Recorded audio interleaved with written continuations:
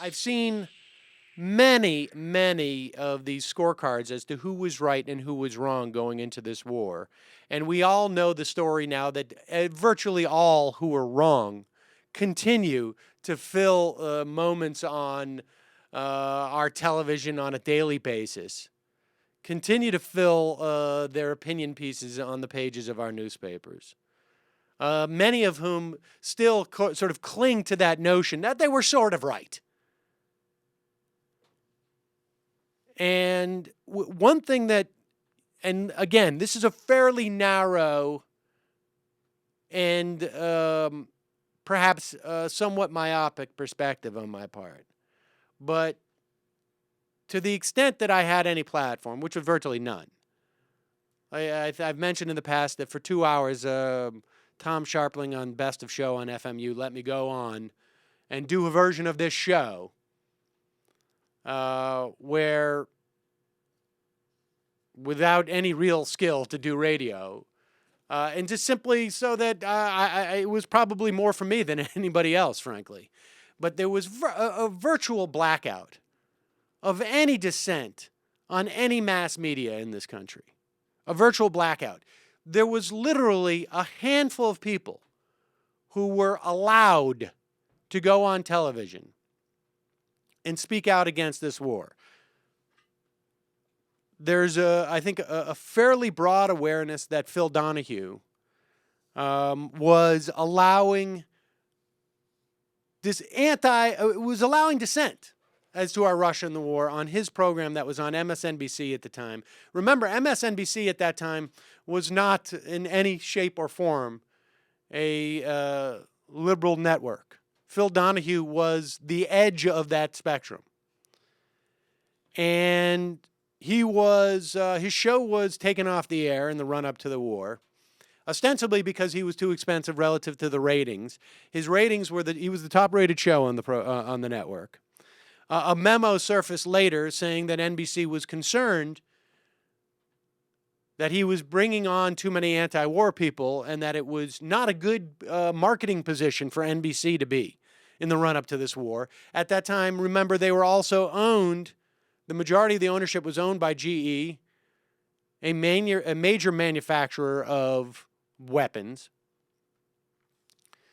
But there was another person who was allowed to go on the media who was recruited by Win Without War, which was an organization that was basically saying, do not rush into war, let the weapons inspectors do their job.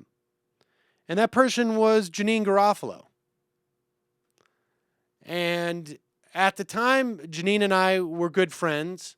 She knew my interest in this stuff. And we would talk about her appearances. Just for a moment, and I want to make this point because she, not only does she get no recognition from any of these writers across the spectrum for being one of the sole voices of dissent in this country, they also don't examine the story behind that, which is so important. No one knew more than Janine that she was being brought on.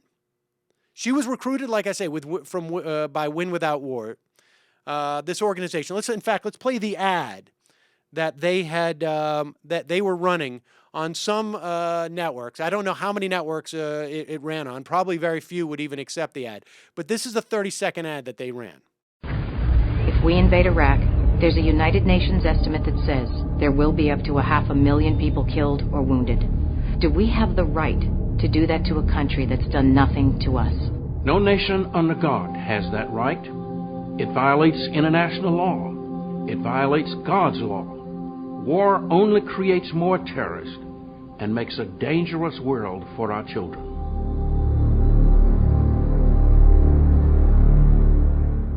And she was recruited by this organization because she was the only person that would be allowed to be booked on these shows. And she was on MSNBC, which was hostile towards her. She was on CNN, I believe. She actually, I think at one point, even sat in on Crossfire. She was on Fox repeatedly.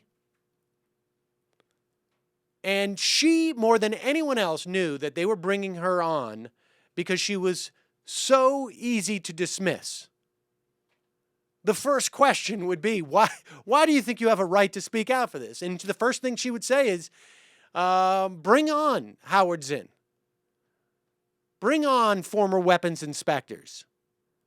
Bring on any of the more credentialed voices of dissent in this country. Do it. I challenge you to do it. And of course, they never would. And so imagine if you are faced with this. You know you are literally one of a handful, and this is no exaggeration, a handful of people in the country who are both willing and able to get onto the national media and express a view of dissent which is not being expressed anywhere except for on the streets, as literally hundreds of thousands of people protesting. Imagine that predicament. Imagine your representatives in your profession saying, don't do this. Why are you doing this? Imagine knowing that you're going to get threats. That people are going to jump out of their car in New York City and come up and threaten you. And imagine continuing to do that. And what it says of our media that she was the only person who was able and willing to do that. And what it says of our media today, the fact that people can go out and write these stories about who got it right and who got it wrong and never mention her. And not because she certainly wouldn't want that mention, but what it says about our media. And it says even about those writers is important. I mean, it's stunning to me. There's been many pieces written about whether or not, if we had Twitter today, maybe the reporting that was coming from Knight Ridder would be more widely disseminated. There would be some pushback here. But in many respects, Janine was the living embodiment of that. And there was still this sort of, even those people who write today, who perceive that somehow they'll be sullied if they acknowledge what she did. Because that's the only explanation, and considered not serious at a time when all the serious people were advocating for this war and were diminishing those who would express any dissent. It is a failure even today of those people, because they are too cowardly, in my estimation, to acknowledge what she did, because they'd be afraid that somehow they'd be considered less than serious for acknowledging it. But what she did was real, and it was important. And there's a lot to be learned from what she did then, and I would argue from the lack of recognition of what she did by writers today.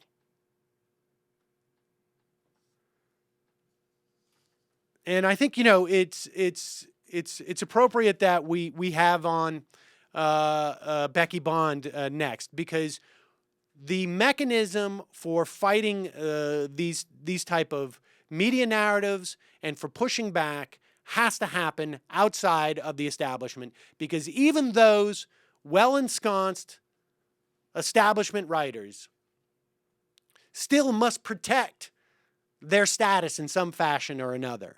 And we just don't see enough. And so it's that much more important that you empower yourselves to be able to push back on the prevailing narrative.